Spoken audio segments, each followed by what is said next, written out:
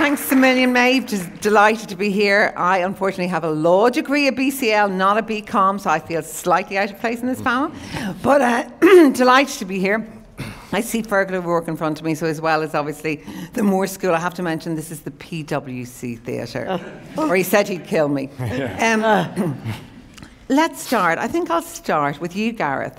What did getting your BCom mean to you, and what was it like doing your BCom in UCD? Yeah, thanks, Miriam. So I actually qualified in '95. I did international commerce, which was like the BCom, but you also do a year abroad on Erasmus. So my time was spent in Seville in Spain.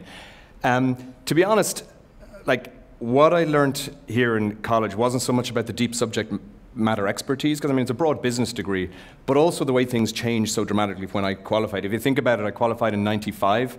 The internet and the mobile phone was not invented, but became mainstream in earnest around '95, '96. So the 20 years in technology I've had, you know, it's a bit of a cliche these days to say, or our kids will have jobs that don't exist now and that we don't understand. Yeah. I mean, it's kind of happened to me, you know. Yeah. I mean, the companies I've worked for, like Facebook and PayPal, didn't exist. Yeah. And they're some of the largest companies in the world now. The products and services didn't exist. So, you know, and there wasn't much technology in the business course at the time. I think it was called MIS. I don't even remember what it stood for. I remember I wasn't very good at it. Wasn't very technically proficient. Still haven't. Right. You know that. But yeah. So it was more about the experience. And the one thing I'd say is that the thing that probably prepared me best from a world in global tech was actually the year abroad. In Seville, frankly, because of all the experiences and, you know, learning to be independent and communicate with people there. So, you know, amazing memories. Most of the memories are just an amazing time, network, friends, the year abroad. But nothing could have prepared me for the product services companies that didn't even exist when I qualified. Philip? It's funny because three of the people that most inspired me during my BCom here are actually here today. Oh. And so I'll line this up. So in the third year in particular for me is where it all started to come together. MIS, Management Information Systems.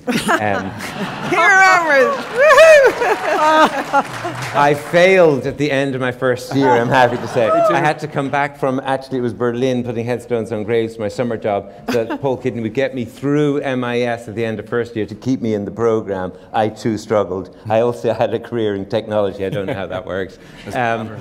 So third year for me was where you would focus in on subjects that were of particular interest to you. So for me, first of all, Frank Bradley and marketing and international marketing, and I just remembered Kotler was the book. This is 40 years ago, and the 4 Ps, if they still apply. That's what I took with me from my marketing classes, and they were very fundamental to my thinking as an entrepreneur. And the other aspect was, in 1979 was the first year that Frank Roche opened up the enterprise development. So there was about 15 or 20 of us in the little room, 30 or even less these times, and the idea of how you could use entrepreneurship. What the hell is that? And what does it take to be an entrepreneur, and the risk?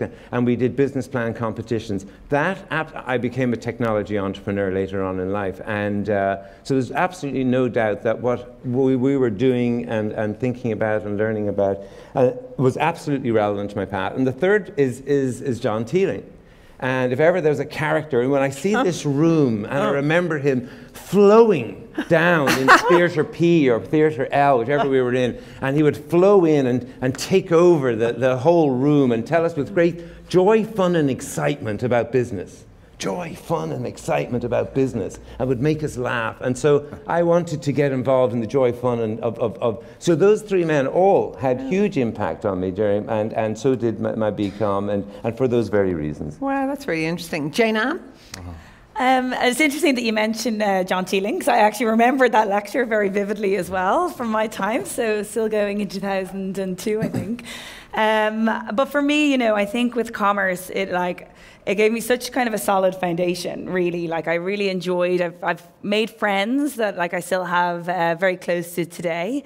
We had a great class, but in terms of the breadth of actually the courses that we were able to do here, I think it's actually kind of followed me throughout my career to date. Whenever I've gone, you know, I've worked very much primarily in the humanitarian sector, but also here in in Ireland as director. I was leading in fundraising, so everything was coming back to me that, from my marketing years, doing the marketing courses here. I was very much a reluctant accountant, let's say, when I went and did it after the BCom and after the Masters in Smurfit. But I remember when I was going and studying accounting at night, I was like, oh, this all is very familiar, actually. Yeah, I remember this. A few years ago, we all touched on all of these different elements. So I found that, throughout the years after I left here, that you still, that knowledge that you gained while I was here, it actually kept on creeping back in and was very much, I suppose, stood to me over the years. Great. Breach? Well, I'll go back a bit to the beginning and say in 1950s Ireland had a very different educational landscape. There were, not everybody finished primary school, not many at secondary school, and indeed in 1950 there were 9,700 students at universities in Ireland compared with 60% who go today. As Maeve alluded to, I was born in the edge of the Burn, almost on the edge of the world. And there were no transport links. And besides, it wasn't economically feasible for me to go to university because at that time a career choice was more based on means than ability. So some years later, and I would congratulate UCD on being the first university in Ireland to introduce a night programme. And there I started. So UCD was a very important part of my journey. It opened up a whole new world for me. It gave me a love of learning, a love of education, and it's just about 18 months ago that I completed my Chartered Director. So all over the years I've attended for part-time programs in the US and internationally.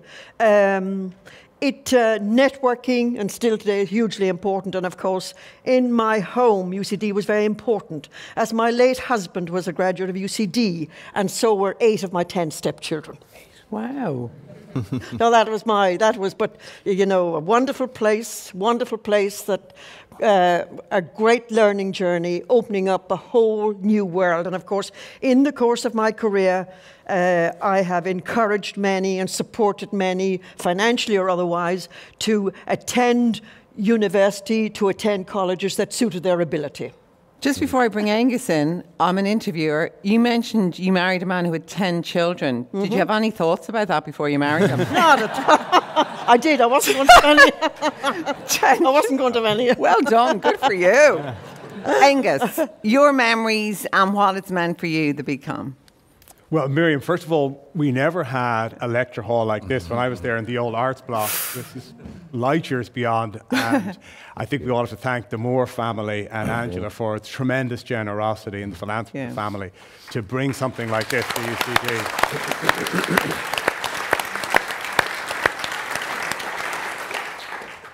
For me, UCD, there's fantastic memories, of course, from the academic side studying the BCom. There was one lecturer that stood out in my mind, a guy called Tony Horahan, who was a professor, part-time professor. He was in business too. And I always remember reading my final BCom paper in strategy, and it said, as Juan Bautista galloped across the Andalusian plain on his fine Apollonian stallion, he contemplated the decision before him.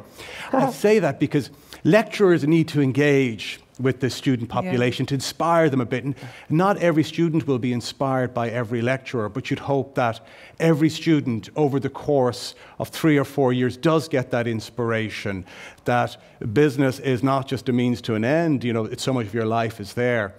And for me in UCD, what Commerce really taught me is that, look, you're responsible for yourself now, and that means you have to work hard. You really have to work hard if you're going to get on. No one's going to do it for you.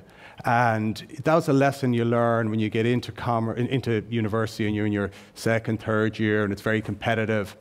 And that's the lesson I think that more than anything stood to me, is you just have to work extremely hard to get anywhere in this life, and no one owes you anything out there. Yeah, good advice. Yeah, it's true. Philip, I'll start with you this time. I suppose we're in this beautiful space today.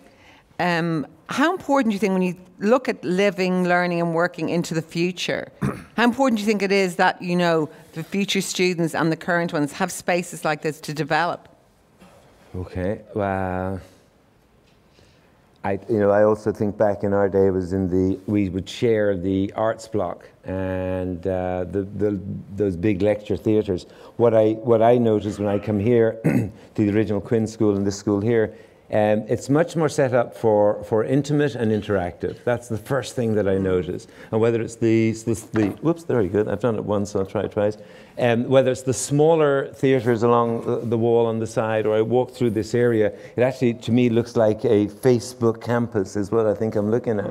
And when I walk down, I think the furniture is fabulous. But this environment, this here is a multi-purpose room that's going to be used in multiple ways. I see there's an entrepreneurship and innovation centre, there's a media centre, etc. So I think what it is, it's very much 21st century. I think those to the students, that get in here, and I got here skimmed in by 1 point back then, and lucky to stay in. So, but to those that get into this institution, get to go to the BCom, get into this growing network also of people out in the world, whether it's alumni, etc.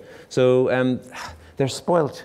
I hope they appreciate it. They've worked hard to get their spot. Yeah. This is state of the art. I mean, I live in the US, and this is as good as it gets anywhere. Absolutely as good as it gets anywhere. And UCD and the BCom should be proud of that, and the students should be appreciative. Mm-hmm. That's good to know. And Gareth, as you know, Philip said, it's very like Facebook. I mean, you're blessed, aren't you? Because you work in these extraordinary spaces, but this is it as well, isn't it? Yeah, we are. No, and it does have a kind of Silicon Valley vibe when you come in, all the collaborative spaces, the open spaces, all that kind of thing. And, it's become a bit of a cliche, about free food and foosball machines and, bean bags and all the rest of it. But really, that's just a trend of sort of the socialization of the workplace, that it's more like what your life is outside of what you'd like it to be and with your friends. And in Facebook, it's not just about the spaces, it's also about how we communicate, And I think that's going to be important here too. Like, so in Facebook, for example, we use Facebook, or a version of it called Workplace, as an enterprise tool to communicate.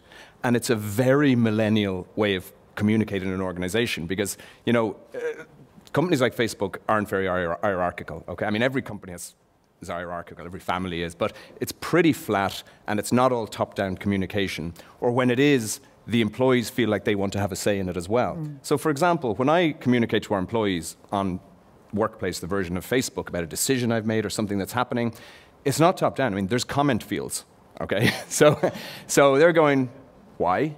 Have you considered this? Can I see the data? Yeah. It can be pretty annoying, okay? I mean, it's sometimes you want to be more dictatorial and just go, because I said so, like my dad said. But actually, they want to understand, they want to feel part of it, they want complete transparency. So it's not just about the spaces, it's how you communicate with them as well that I think is bringing the workplace forward. That's really interesting, I think. Do you demote people who are the trickiest? I'm only joking. I have a special list. Breach, in terms of so much of your life has been surrounded by beautiful things and retail. Do you think the space, something like this, matters in how people develop both now and in the future? Of course it does, and it's, going on what's said before, because really it's all about, isn't it, growing up in the new social environment. It's about problem solving, learning by doing, experimentation, collaboration, and this environment should give a growth mindset, and also should make us conscious of sustainability, the environment, and as Gareth said, the importance of communication, and of course, state of the art. State of the art with just wonderful infrastructure, all of the things that contribute to the economy that we live in. And while, artificial intelligence is in a changing world is important, but I believe, and it's challenging, but I believe culture is probably more challenging than, and we have to learn as opposed to top down, the educators from bottom up in terms of that cultural skills, cultural change. Jane-Ann? Well, I think what's interesting is that my final year in the BCom, we actually moved to the Quinn School.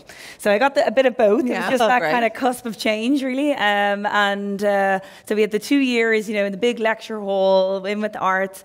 And then to come here, we really, from my class, it was really exciting because it was, we basically felt we had the run of the place, really. It was all these smaller classrooms. You could already really sense the change in in that kind of learning environment, coming here and seeing actually now we're in a class of, 25, there's no longer anywhere to hide, and you also then really developed a lot of what I consider key skills in terms of presenting, getting up, being able to do a lot of group work. I think when we started doing all the group work, we were looking at ourselves going, so what are we supposed to be doing here? We're not very used to this. We're used to being able to sit in a lecture and not kind of just absorb the information. And I think that it was really, for me, that was creating that kind of dynamic environment was actually really beneficial, and it really helped that kind of real learning and really getting to know each other and really being able to kind of work with others as well. Great. Miriam, it's a long way away from Earlsfort Terrace or doing the exams on the RDS where you were sure to be assigned a rockety table. Well, good point, actually, Bríd. Angus, finally, on just the importance of, I suppose, environment and space like we have here today. The environment is very important. I mean, it speaks to the student of the quality of the institution, the expectation of the student. Look, we are putting this on in front of you. Now, you have the facility, you have the student, you have the lecturing body as well. They're the three components that have to come together. And so clearly we have the space here. The students will arrive. And I think it's very important that as we teach today, and the world has changed. So, what was good 30 years ago isn't good today. Change is definitely a constant. And so at points when I was in university, it was an extension of the Leaving Cert. You come in, we were talking about it, Jane Ann, the acetates that go up on the projector, and you go off to the library and you do your notes. And that gives you a level of knowledge, of course, which you must have, and you must deeply understand whatever subject matter you're in. You have to know more about it than anyone else you're in competition with, effectively. But then there's so many more skills around that to enhance that, and that's where relationship building is so important, and gaining people's trust. And how do you do that in this type of setting to prepare students for things like that, about how to engender trust in relationships, because that's so vital in every aspect of your life. And a very important point as well is learn to speak. You've got to learn to speak. Nobody wants to hire someone who's talking to their shoe, who's afraid to look someone in the eye. I think it's something that misses a lot from Irish graduates that we hire. You have to be confident. There's no question that they're as smart as anyone. There's no question that they're able to deal with the task at hand. But you must be able to stand up. If you want to be seen, stand up. If you want to be heard, speak up. If you want to be respected, maybe shut up. But I think it's very important as we go forward, the students we produce, that they're able to speak their mind. And it doesn't take them 10 years of people pulling and pushing them to get in there and say, once you've done your work, if you've worked hard, you should be confident in yourself. And the university should bring that out. I mean, the university is instilling this knowledge into the people. It's more of a soft skill, but as you say, we have spaces out here now where public speaking can be done. I know you can't devote a whole lecture hall because there's pressures to let every student have their turn presenting. But in smaller focus groups, I think it's a crucial skill to have in the world today. You agree with that, yeah? Yeah, no, I was just going to add, I mean, we're talking about workspaces and the future of work and looking forward and what it's going to look like in the future. I was thinking about that for today and talking to some colleagues.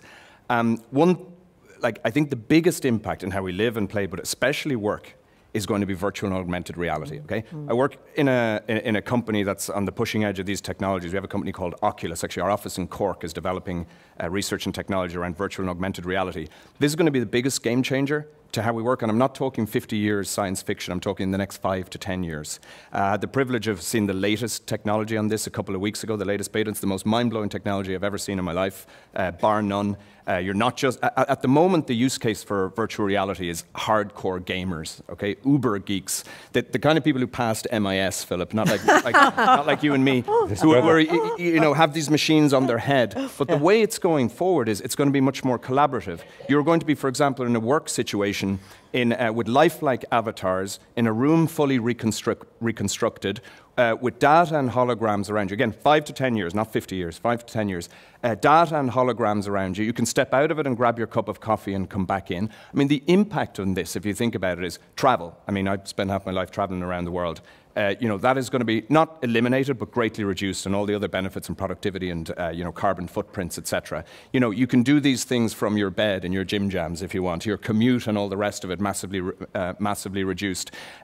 Even not just service and management meetings, but even operating hardcore machinery from that environment. So the benefits of this are huge. I think a lot of people think of virtual reality, again, with the kind of solo immersive thing. It's going to be collaborative and social. What does that mean? Like, no, I'm just interested in, like, say, when I leave here to go across to RT. So what would it mean, say, in 10, you're saying in 5 to 10 years' time? Like, what does it mean for people even in KPMG? So imagine your day now. You mentioned you had a primetime meeting at 11. Soon, yeah. At 11 o'clock. I'm always late. Rushing across the city. Okay, that's handy. It's not a good example. Across the road. Someone else who has a meeting in town rushing across the road. Yeah. Forget that commute. Forget going, in my case, to Silicon Valley. You will be able to plot yourself into that meeting with lifelike avatars in a room completely reconstructed.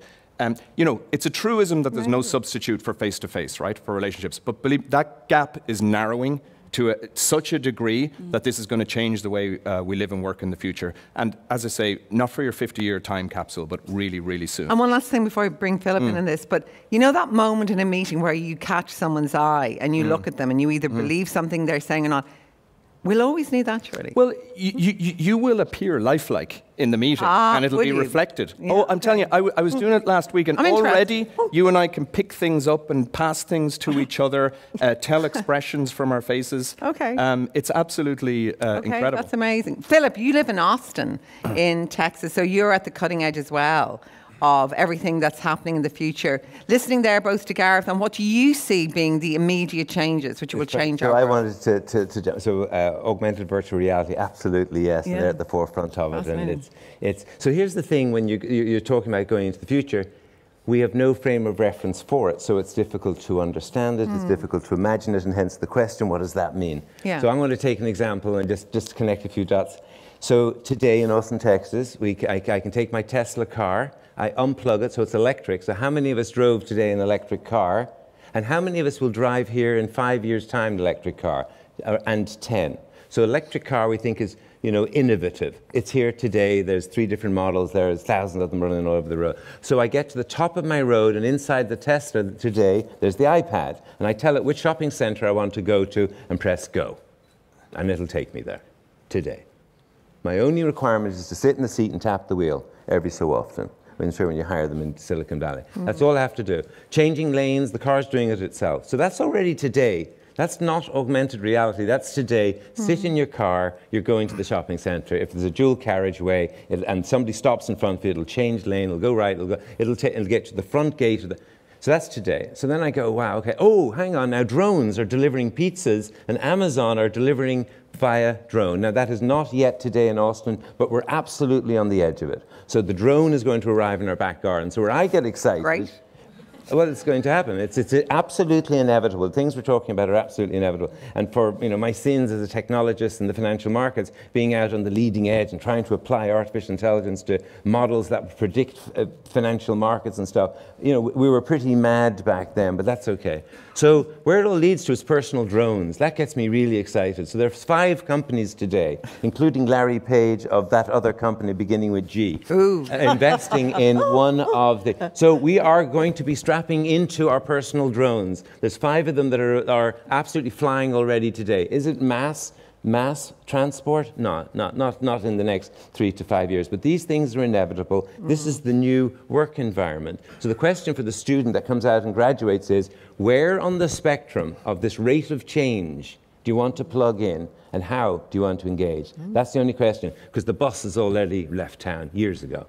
It's fascinating. Same with Gareth. Jane-Ann?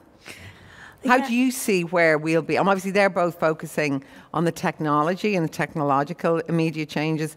How do you see how the world is going to change in terms of how we live and work?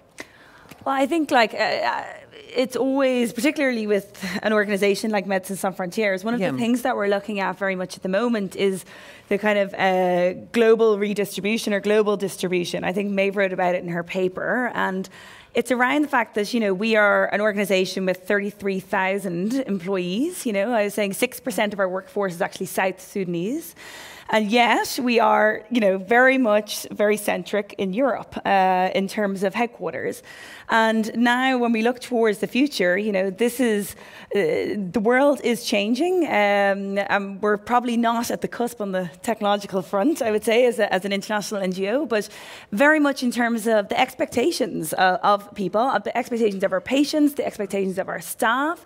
We are in a situation now where in our hospitals, whether it's in Helmand or elsewhere, our patients are actually criticizing us on Facebook and saying, hang on a second, I went and I had to wait for an hour to see a doctor and they left me without any antibiotics. And, so there's that in itself, but it's really that there's very much, we are now being held to account far more so by our staff, by our patients, and we need to see how we can actually I would say, kind of redistribute the power balance a little bit and move away from the traditional models of aid delivery, of aid care, and actually see how we can actually engage far more with those we work with those that we actually assist.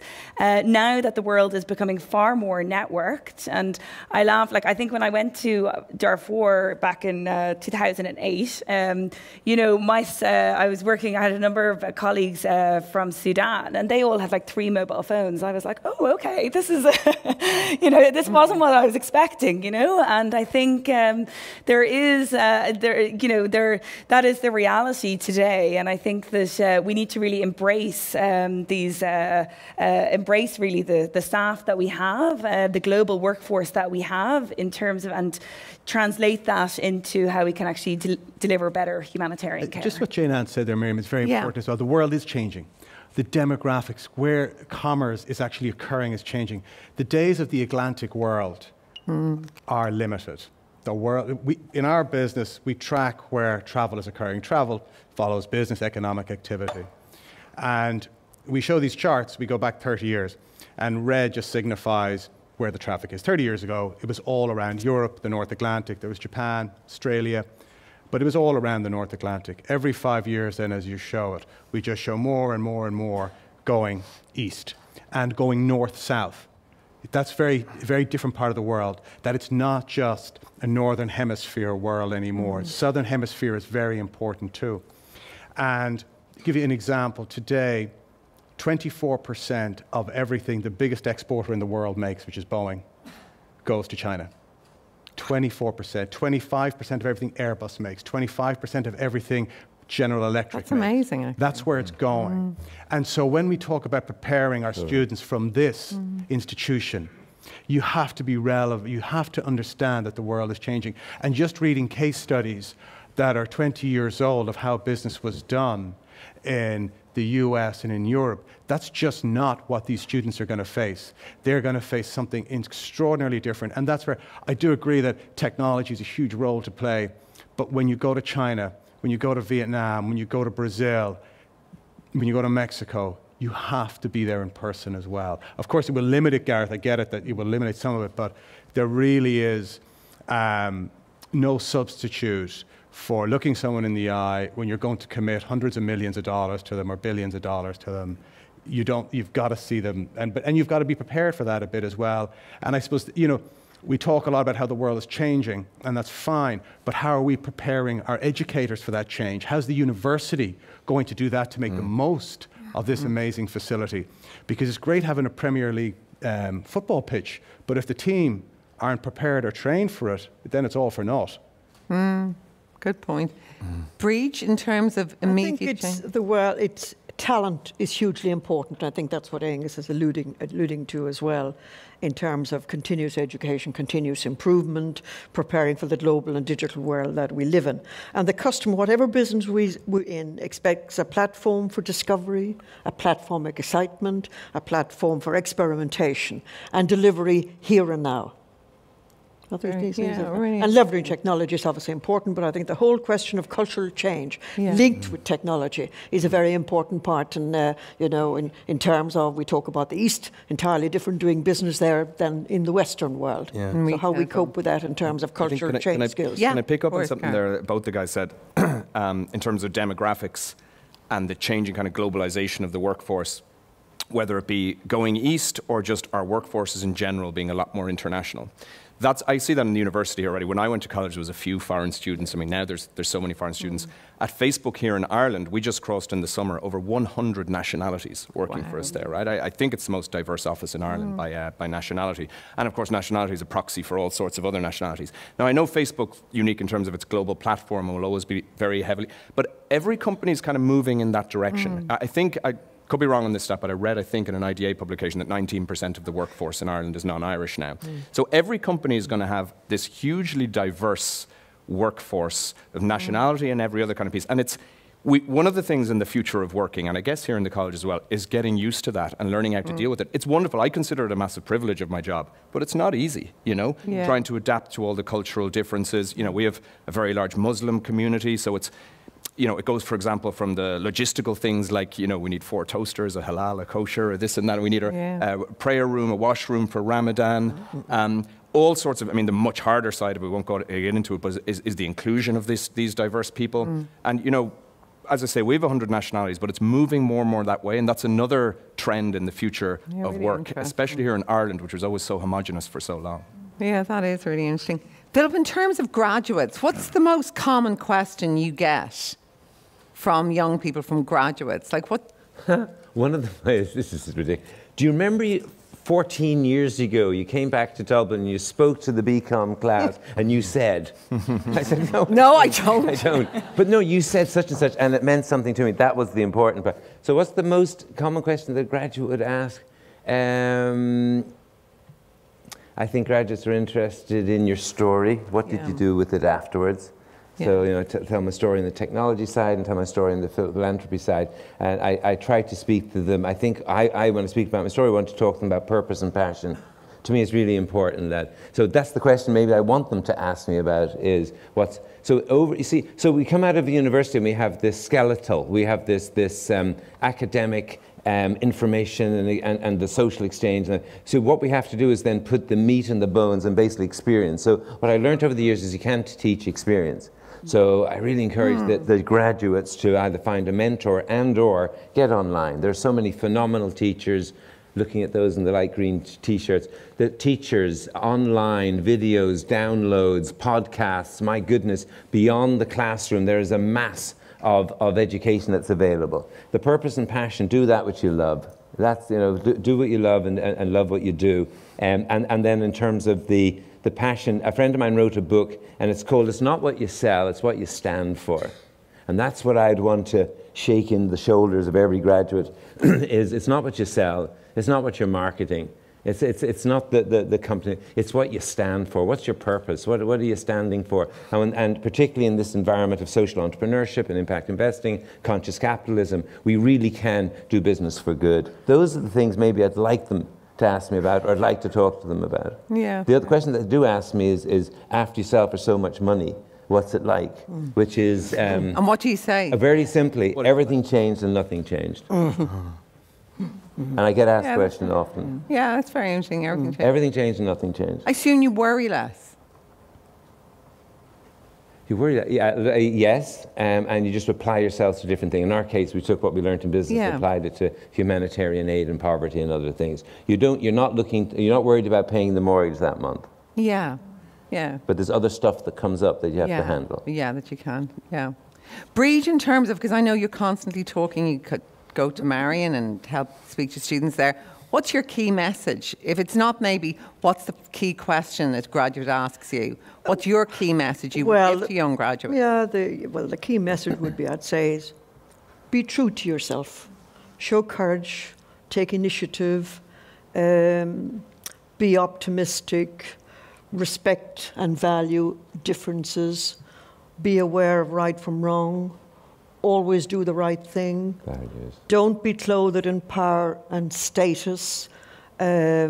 Recognize, that it is I suppose, love and encouragement that inspire success and that allow people to be fulfilled the world over. So that would be kind of my advice to graduates. They're both great. I think I'll have to aim it, yeah. I would also say to them, and I think it was George Bernard Shaw who said it, I'd like to be thoroughly used up when I die. The harder I work, the longer I live. Life is no brief candle to me. It's a bright torch that I've got hold of for the moment, and I want it to shine as brightly as possible before I hand it on to future generations. I would try and give that message, and that's a good motto in taking that from what he said. Yeah. I'm going to bring you to RT with me now at 11. Angus, I suppose, what do you think the most important thing you would say to a young graduate is, rather than what's the key question they often ask, maybe, or both? The key thing is you've got to first, I came back to it a bit, but you have to work hard. But when you work hard, then you should have confidence in yourself and be brave. Opportunity will come. Don't be afraid. Go for it. Take it on. There's always a reason not to go through that open door. But you've got to go. And if you've worked hard and you're confident, you'll find that you can do it. And you just have to have that ambition, if you will, whatever term you want to use. But you can't be afraid. I think that's what I would say, Miriam, but that's premised on the fact that you've worked very hard, you're doing the right thing. But once you have that opportunity, take it, grab it with both hands. Don't ever die wondering. Go and get it. Yeah, really good. Jane Ann?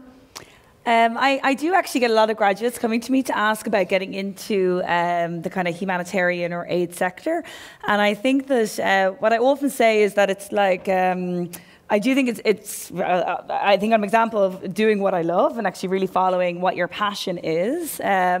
But also that it's quite a lot of hard work to get there, and that you need to have you need to have a real skill to offer, so that it's no longer a case of, okay, the doors will be open and you can go in, and, if you're willing to help, there'll be a job there for you. It's actually a very competitive environment, and you have to kind of work backwards and say, okay, what is the skill that I can offer to this organization, to this type of work, and then work back from there. And I think that was really, when I started, I think when I left commerce, and I was like, oh, what will I do now? I kind of want to get into the aid sector, and but I don't really know where to start. And someone said to me, either get a profession or get on a plane and go to Africa. So I said, okay, maybe I'll go with the profession route first, and I think that gave me the opening to go in and to be able to progress. And as I said, I was a bit of a reluctant accountant, but I kind of, I was just being able to use that skill to be able then to broaden out, to go in basically, and then broaden out into more general management. Great. Gareth?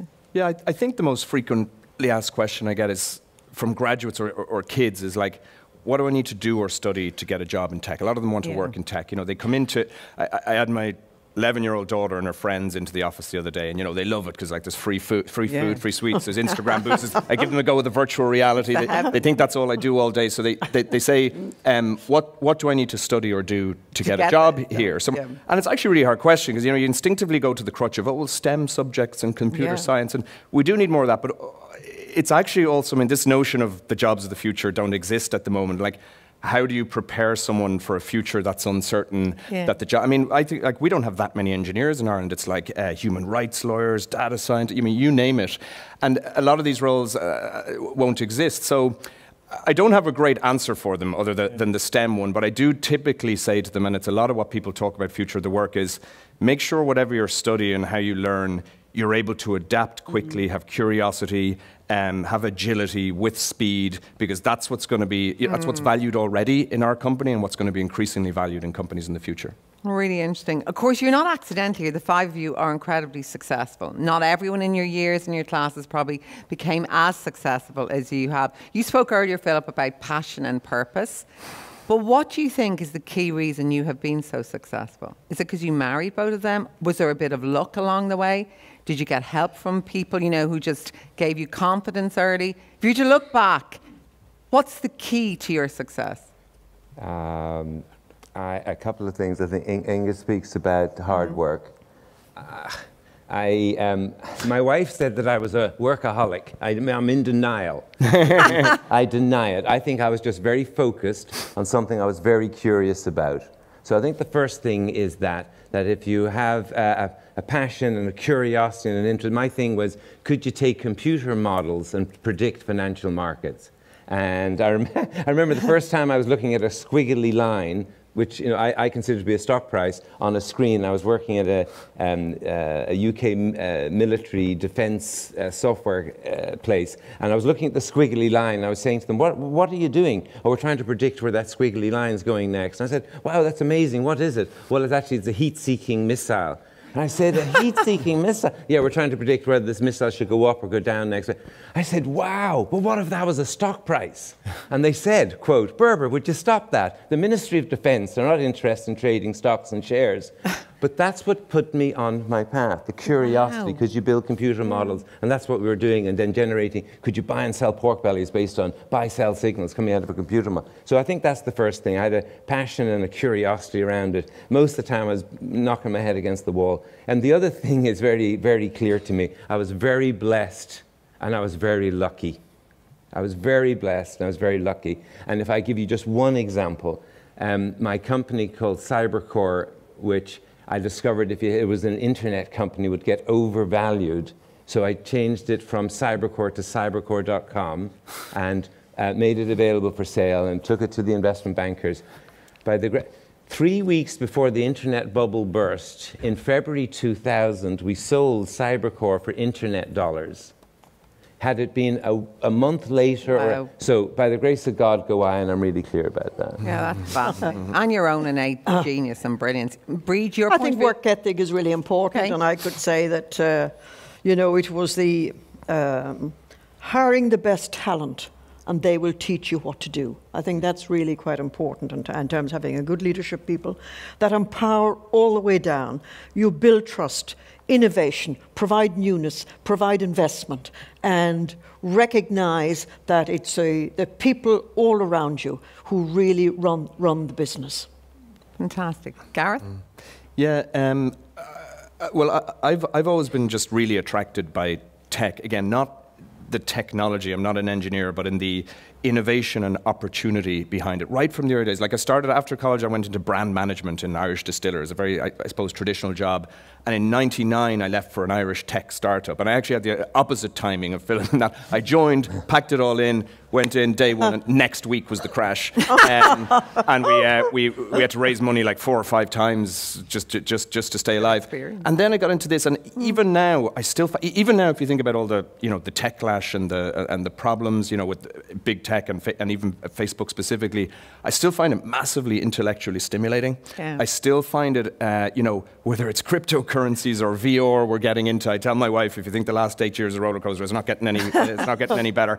I'm massively intellectually stimulated by that. So I guess it comes back to the sort of cliche of sort of curiosity. That's what's driving me on. Fascinating. Jane Ann?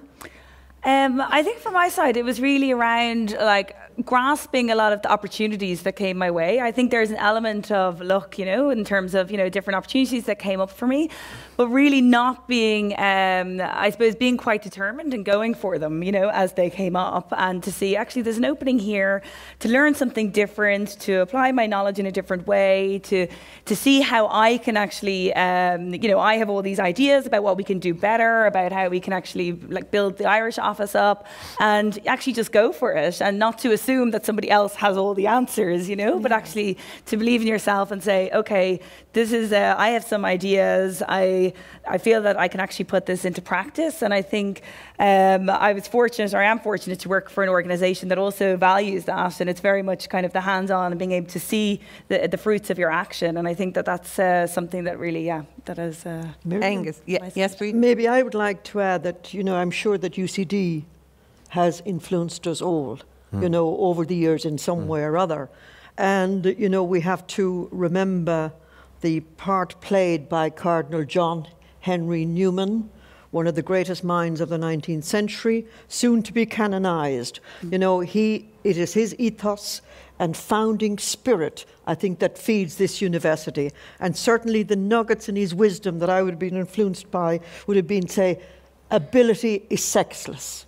Growth is the only evidence of life. And then if you wait until tomorrow, until everything's absolutely right, you'll never get it done. Yeah. So these were, and I'm sure they're all parts of our learning journey, influenced by Cardinal John Henry Newman. Very good point, Breach. Angus, So, Mirs, the question is, what are the things you felt that pushed you to where you are? how come you became so successful? So, there's a few things I mentioned. Hard work is an obvious one, but you need a bit of inspiration and you need a bit of luck.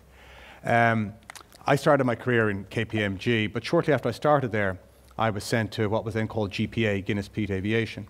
And AirCap today is GPA. It's the same company. We did a lot along the way. But at that time, the company was on its knees. It had been the first huge Irish success. It collapsed in 1992. But the gentleman here today who was my first inspirational leader was Patrick Blaney, who's here today, who ran GPA and turned it around after Tony Ryan had to leave the company. And that was a small company in the west of Ireland, but billions and billions of dollars. And he gave you that feeling we couldn't be beaten. There's no reason why we can't be the best in the world. There's no reason, if you work hard enough, why you cannot be #1 in the world. And that's a very important thing to have in you. And you need luck. You need things, opportunity to present themselves. You need to, carpe diem. You've got to go for it. But, and then along your career, you need a couple of people just to reinforce that always, to say to you, go for it. Don't be afraid. Because some challenges, if you're going to be #1 in the world, and there's no reason why you can't, and that's ambition we should say to our students. You can be the best in the world. But you need a few people along the way just to remind you you can get it done. And that's very important. I think, as anyone here is dealing with young people, trying to encourage them, just tell them, people always say, oh, I can't do it. No, you can. Like, why not? Yeah. Go for it. And I think that's a very important thing. I want to add to that, particularly to those that are recently graduated, etc. So when I graduated all those years ago, I got a job over in the UK immediately. So I was working with Ford Motor Company. It was my first job. Did the graduate recruitment thing, and over I went. Oh, and the parish, I'm Jewish, by the way, and the parish priest from UCD said, Berber, don't go over there and sell your soul. That's what I had ringing in my head. The parish priest at UCD said, don't sell your soul. I'm going to Ford Motor Company. So here's the thing. I got over there, and I thought that all those English graduates, I'm looking at all the young ones at the back, that they'd be brighter, smarter, sharper. They are not. And for you to go to an institution like this, to get in here and stay in here despite failing MIS at the end of first year, wow, the people that emerge from this environment are world class. They are worthy of the premiership soccer field. The people that come out, so the Irish tend to used to have this chip in their shoulder. It doesn't apply. Drop the story, move on. And secondly, the lucky moments where those things happen, where there's just opportunities. I can think of phone calls, people that ask me, would you like, that have changed my life. Why did they phone me that day? Why did they invite me to do that? I have no idea. But when those opportunities knock on the door, don't wait, jump on in. Jump on in and ask questions after. Well, look, I think our audience as well. I've been fascinated listening to these 5 people here this morning, all so successful in their own right. Thank you all very much for coming. Obviously, thanks to everyone in the audience. I'm going to hand back to you, of course. But just to say, I've been greatly stimulated. Thank you so much. Just to perhaps hear from the floor if there are comments or questions to add to a really very fulsome discussion. Please feel free, and we have mics to add to that. And it may, in Commerce tradition, come to me picking you out. Yes, Professor Andy Prothero.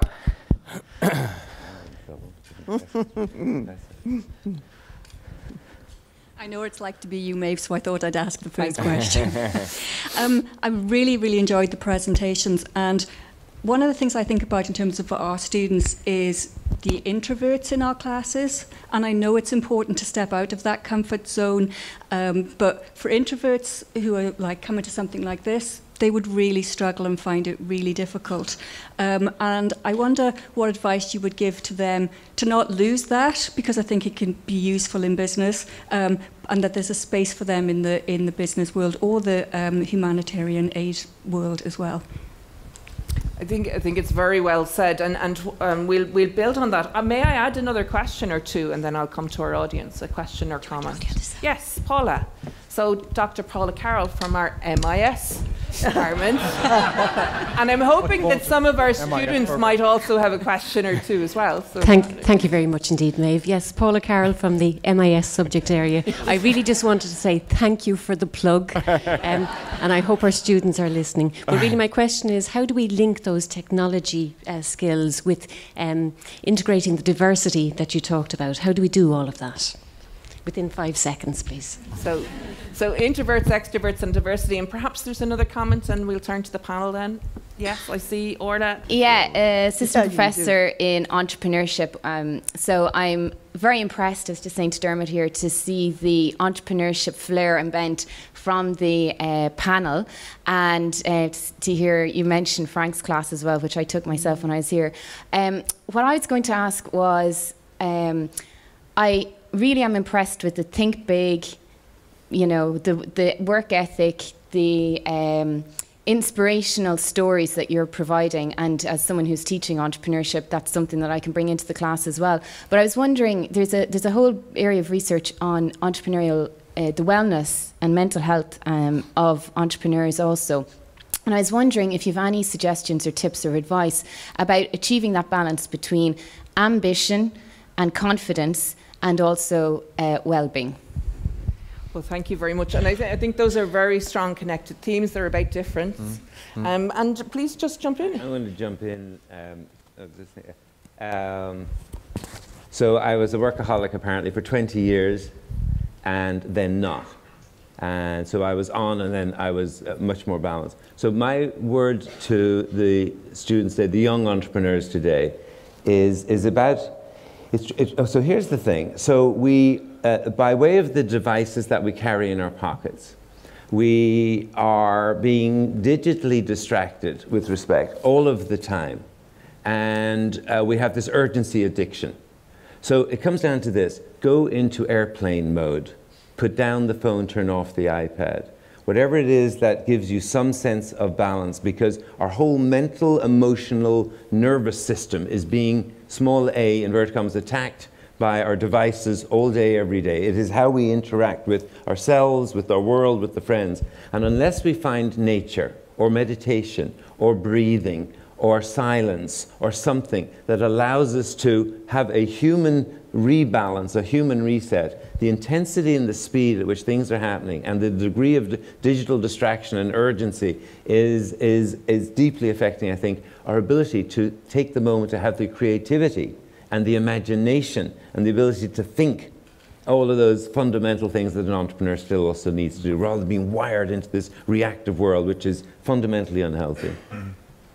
So I'd love to take the introvert question, because I think that's a really good question. Actually, I've had feedback in my career, early in my career, that I was biased against introverts, which was true, I think, because I really like people on my team or meetings to be able to communicate coherently, punchy, summarize, and when they don't, I was getting frustrated. So I've had feedback and coaching over my career to be more inclusive with introverts. One thing at Facebook, there's a responsibility on companies, is to make sure there's a career track for different types of people. Because in so many companies, the career track when you get to good is become a manager, a leader of people, which typically leans a little bit more towards extroverts. Doesn't suit everybody. So in Facebook, you can get to the same level in terms of our leveling and pay, etc., as an individual contributor, for example, as you can as a manager. But the inclusion question is really interesting, because I mentioned we have 100 nationalities and how it's really hard. Introvert is one. I'll give you an example of another one that's really difficult. We have a lot of Middle Eastern people in the office, Arabs, right? And if you've ever watched people speaking Arabic together, it looks almost aggressive. It looks like they're having an argument, right? I say it's Italians on speed, you know, they're like kind of shouting and like this, and you know, they could be just discussing the weather or whatever. And you know, they come to work in a company like this and they'll translate the language, but they can't change how they talk. And a lot of them have shared with me that they end up getting excluded from meetings, either completely or not asked, because managers or people just think they're aggressive and, you know, don't want them in the room. So introvert's a good example, but there's so many other aspects of inclusion that goes beyond just gender or language or nationality or minorities. That's, as I said earlier, part of the challenge of having a more globalized, multicultural workforce. But I suppose the question is, how do you help the students here in the lecture hall? How do you help them? And what do you do to make them willing to get their point across? Of course, not everybody is naturally have a disposition to stand up in a room with 300 people and speak. Hopefully, when they've something relevant to say, they'll be able to communicate that point. And I think that goes back to the future of learning. I think it is in the future of learning. Look, you have to be able to communicate since the dawn of time. And however, the onus is on the university with the facilities that you have here to make sure that you create those groups where you can start to draw ideas out of people, so people become more comfortable then when they leave this university to be able to express what they have to say. And I agree with Gareth, it has to be in a pithy fashion. If you can't get it out pretty quickly, people get bored. And so you do have to be able to get it out quickly, and that would be the onus, I would say, on the university to try and nurture those people and to bring them into settings that are not as intimidating as putting up your hand in front of 300 people, which I did in front of Geraldine, who's here actually, but that was way back when in an accounting lecture.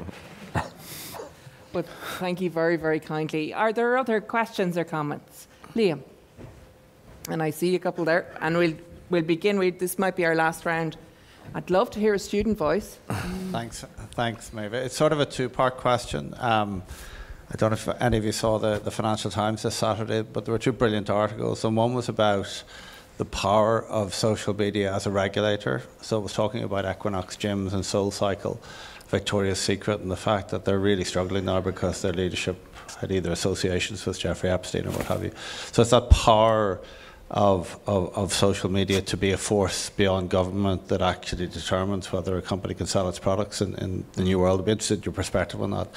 The other article was about the rise of the East India Company and the fact that ultimately it commanded armies and recruited politicians, and it was talking about the fact that in today's world the physical armies are replaced by lobbyists and the power of obviously huge companies to manage messages, particularly in the times of crisis. And it really is a question around the topical sort of issue of Apple at the moment, and how can we stop companies of power, you know, listening into our conversations and then managing a message around the outcomes of that, and particularly in the context of Facebook, the responsibility of power and how you regulate yourself. So it's a question around regulation. They both feel directed at me, so I'm happy, I'm happy to take them. This feels like a typical dinner party for me, around the second bottle of wine. Yeah, I mean, I agree with you to an extent in terms of the power of big companies, social media companies, Google, etc. You know, are they becoming too powerful? Are they new kind of, you know, railway companies and then banks or oil companies, etc.? Like, it won't surprise you to hear I have a slightly more optimistic or defensive play on it. First of all, these are new technologies. Every new technology brings issues until it finds its level. I think controversies and things that are happening at the moment are making companies realize the downsides of technology and be more accountable, both themselves and no doubt through regulation.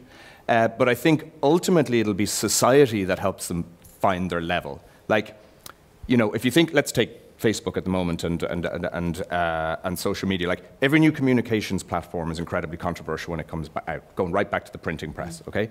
We're in that, someone said, teenage stage at the moment. There's been lessons learned, there's downsides to it. Companies have to be much more accountable. There will and probably rightly be regulation, but there's also a societal trade-off to make. You know, consumers and people are ahead of companies and organizations and educational institutes and even regulators. Like, there's a trade-off to be made about how much information do I want to share for all the benefits, you know, of convenience, value, etc., notwithstanding the responsibility the companies need to have.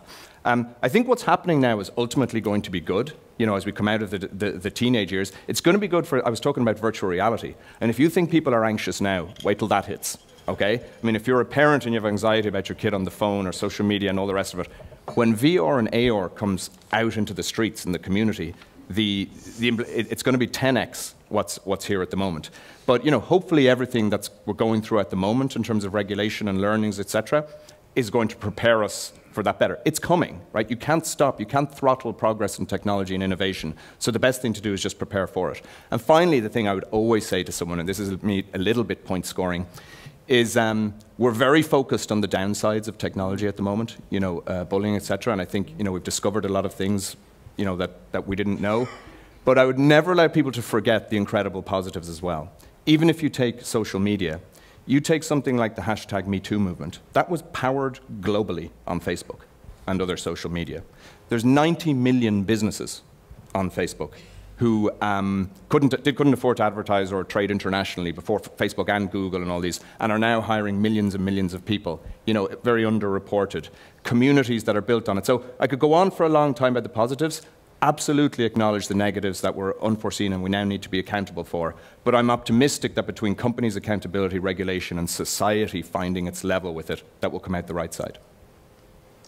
Well, thank you very, very much. I think we might begin to wrap. I see Vicky with a map, and just to say thanks, Liam Fitzgerald is the chair of our advisory board, so just to introduce Liam, and Vicky from Proudly Made in Africa.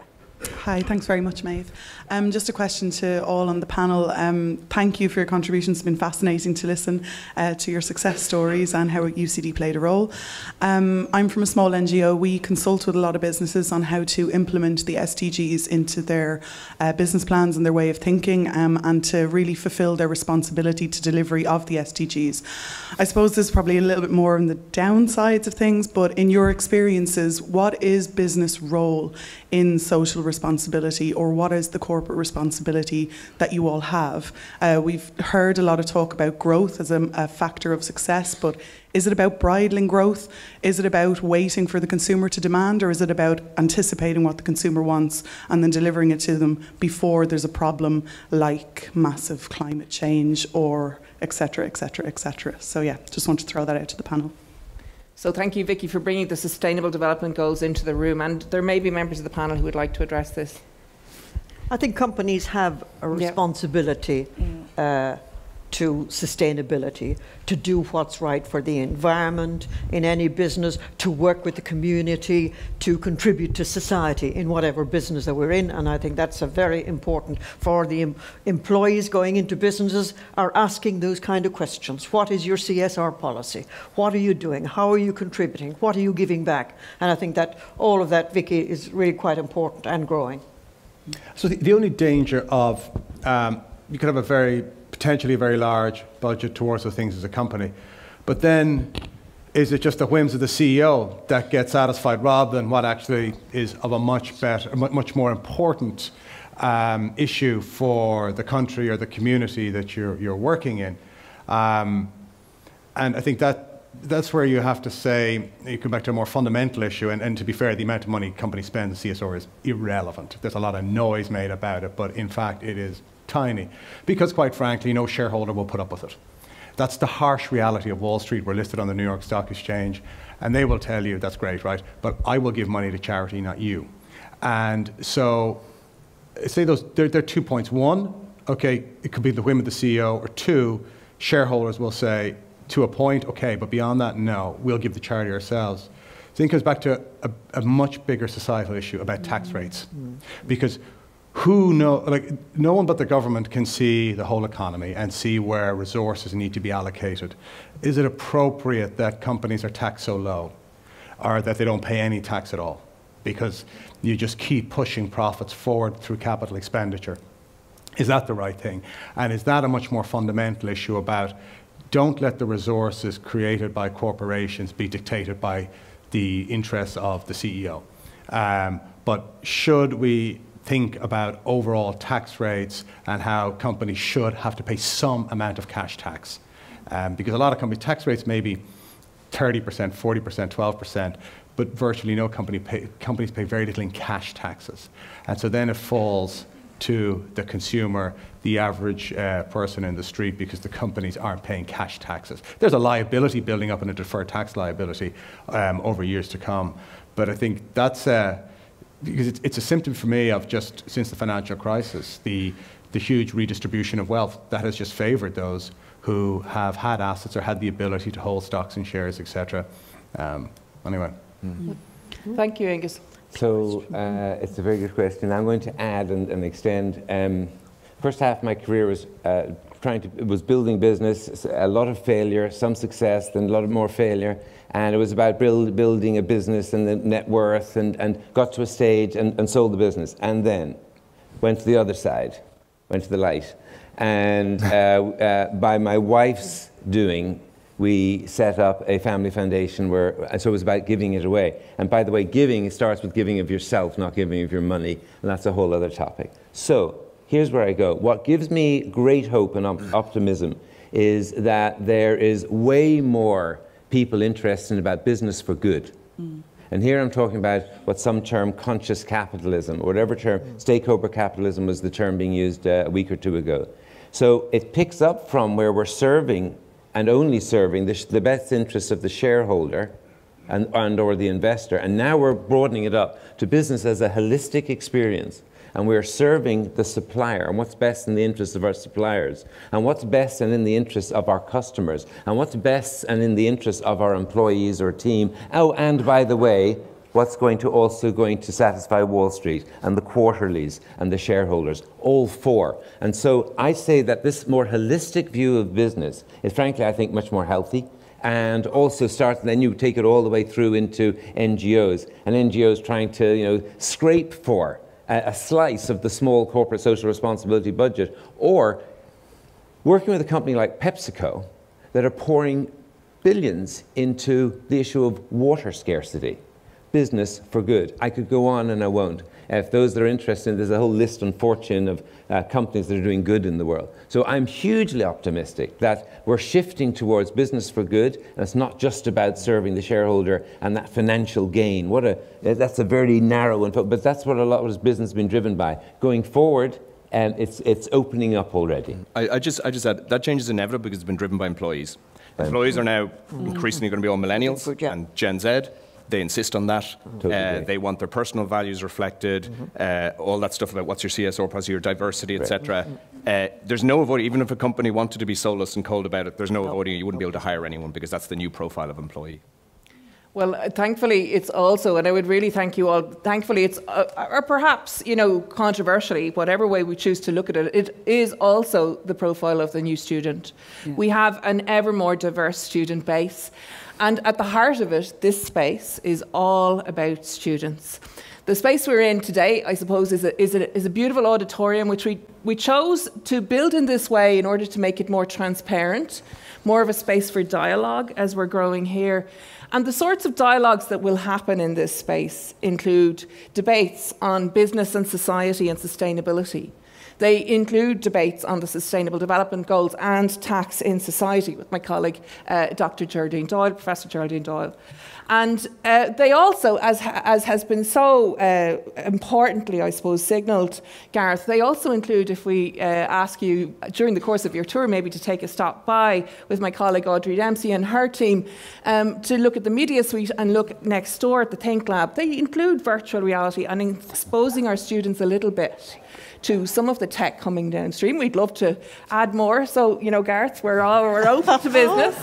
And on that very point, I suppose this journey for us has been a journey of co-creation and collaboration. It has begun very much with the Moore family. And it began and ended there in the sense that the last few days for me have been, I think, Angela and I had a visit here last week, the first time in this space. It was very special.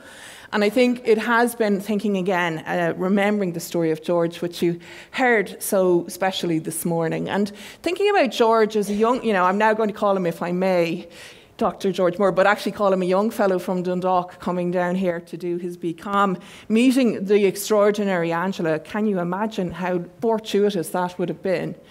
And thinking about the journey that arose from that. And it is those collisions, those conversations, those connections that this space is all about. And in the end, sometimes that's about a big experience, the shared experience in a beautiful space like this. And sometimes it's out in the casual conversations over cups of coffee or the pints in the bar, but we wanted to more and more create the possibility of collision and collaboration and co-working out around the school. So as you venture out and as we draw this session to a close, I'd really invite you to explore the space. And as you flow out, you will recognise perhaps that on the ground floor, what we've created is a space for collaboration. And on the middle floor, we've created a space for active learning. And we have the George Moore Digital Collaboration Lab. Have a look there, and you might even spot in the glass the image of a young George, a student George, which I think will make us all smile. And then have a look at the top floor, and you'll see, on the one hand, a digital lab. You'll see, again, our beautiful Think Space. And you'll see a media suite and a creator suite for those of our staff and students who are rapidly converting to webinars and podcasts and cutting their teeth, I suppose, on communicating in new and different ways. Sometimes that's being led by us, sometimes it's being led by our students, which is so exciting to see.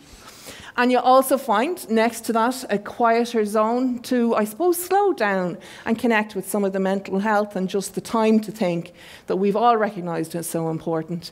And I hope you'll particularly notice our beautiful pollinator roof, which is a carpet of bees at different times. But I suppose all of that is just a canvas. But it's a beautiful canvas, and there are words that Angela used at an earlier stage when we were working on this campaign, where she said that, Angela, you said that what you were helping us with, and I particularly actually would also like to thank the corporate partners that have joined with us as well, and we're in the PwC Theatre now, but I would encourage you very strongly to go and visit the KPMG Skills Zone, which is going to be a very special space for students, and we'll be working with our first year and final year students to have different kinds of experience days there. And I'd also tell you about Mount Cavanagh Trust, who have helped us to create a wonderful new entrepreneurship programme for students of ours who wish to go and do their internship in a startup. How exciting is that? Or other students of ours who are being supported to go and do their internships with non-profits and NGOs, just like Jane Ann or perhaps now Philip. And so we have, I guess, lots of different experiences for our students, but it comes back to what Angela remarked when we were, I suppose, building the campaign together, which is that this is a canvas. In the end, you said it's the skin and the bones, and it's for all of us together to put the heart into it. And we're so glad that you're here. There's generations here of leaders who've created this school, who I was privileged to be taught by, and members of the audience and panel also. But there's also new students who've just come in this year. We have scholarship students, we have student volunteers helping us, guiding and meeting people today, which is so valuable for your development and so important to our story. So we thank you all. We thank our colleagues, particularly today, and I hope that all of you together have heard things that have lifted your spirit and inspired you as you head in to a new academic year. We're terribly proud that you've joined us. We'd invite you to please explore the space, and there's coffees and teas and all sorts of refreshments. And for now, I would simply like to thank our panel very much.